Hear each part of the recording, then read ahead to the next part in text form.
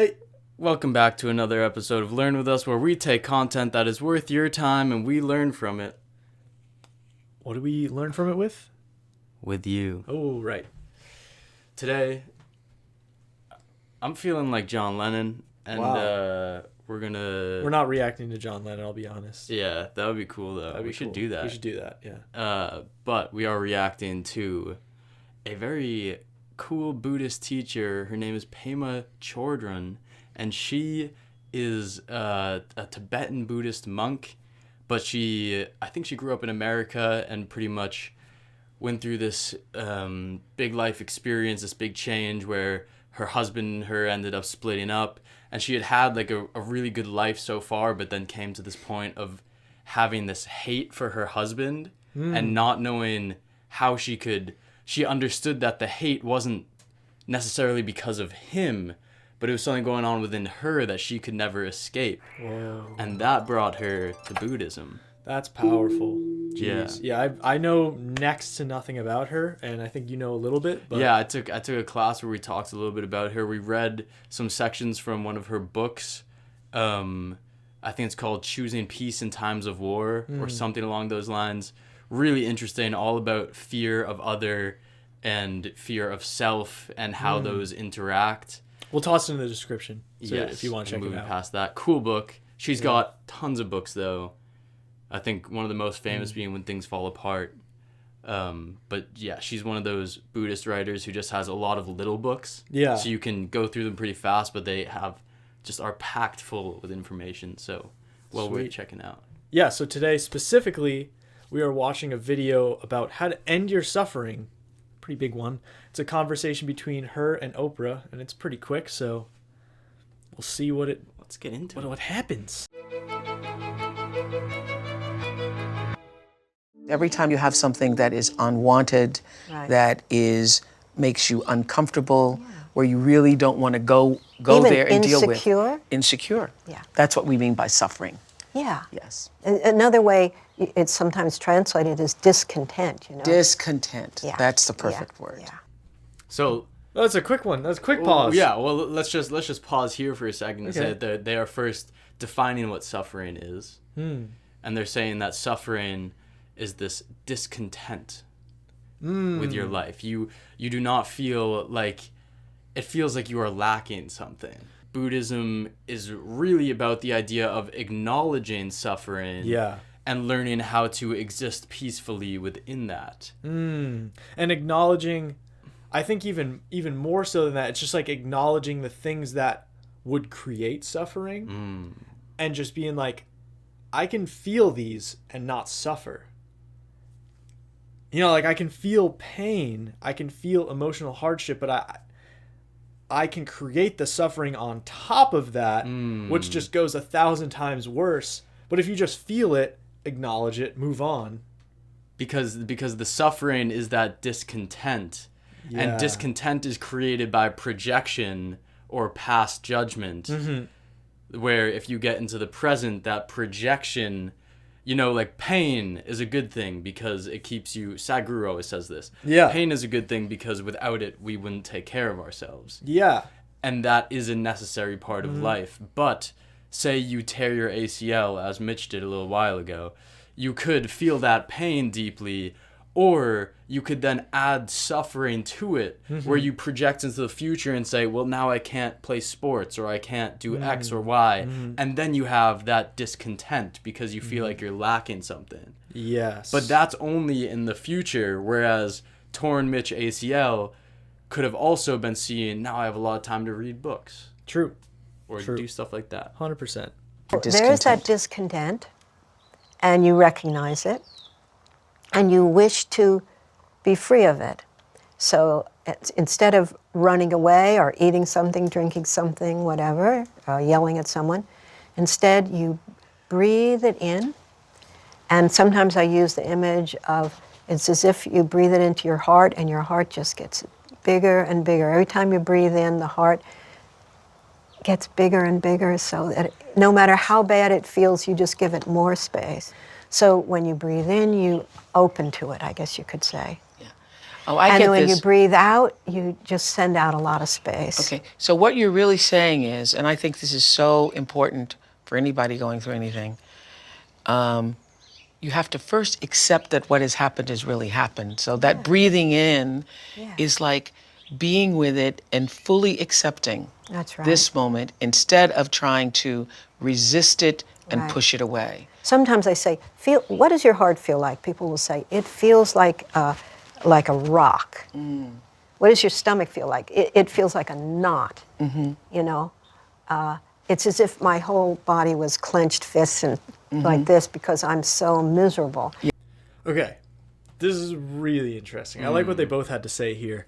I think what stuck out first for me was when Pema is saying, you feel this discontent, you feel this suffering, you're upset, and the first thing you do, or a lot of people do, and it's really easy to do this, is go hide it somewhere.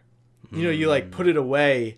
And I actually heard from, I think, the YouTube channel, The School of Life, pretty recently. This guy made a really interesting talk where he argued that addiction is not the external thing that you're addicted to. The addiction is an inability to sit and be with yourself.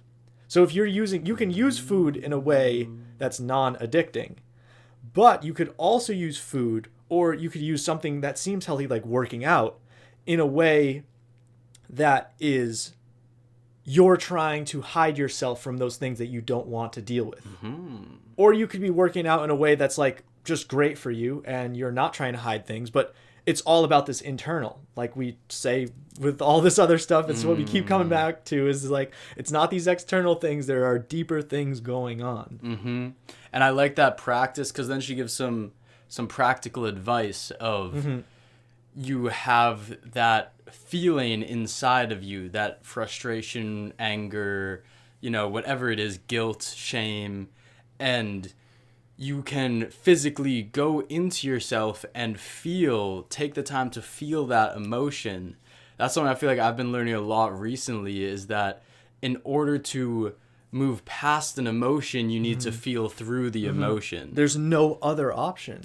The only other option is bury it. Yeah. And then it builds. And then it's there still. And then like when those things are building is when you start to see it come out physically. Like you start, maybe you injure yourself because you're just not taking time doing things, whatever it is. Like you just become more impatient because you have something that's hiding. Yeah. And I feel like that's something we don't teach children. And it's Yes. like, yo, if you were a kid and you learned that when another kid says something to you that doesn't make you feel good, you go and sit with that and feel where inside of you it feels like that, and you breathe into that area. Yeah, because it's inside expansion. of you. Yeah. That's the craziest thing to recognize, is you're like, you always think of it as like this interaction between two people, but then you find yourself 3 days later still feeling like it's an interaction between two people, but you're just sitting with it still.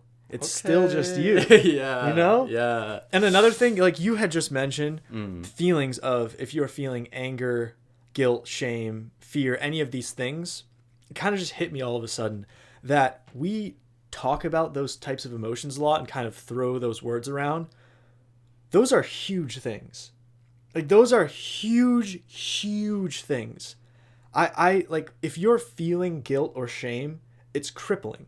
It's absolutely crippling. And that is, I think it's easy to like toss those words around and just be like, oh yeah, let's like solve it this way, that way. And it's like, you can do that, but we just need to recognize like how tough that is when you're feeling those things and you don't know how to deal with them.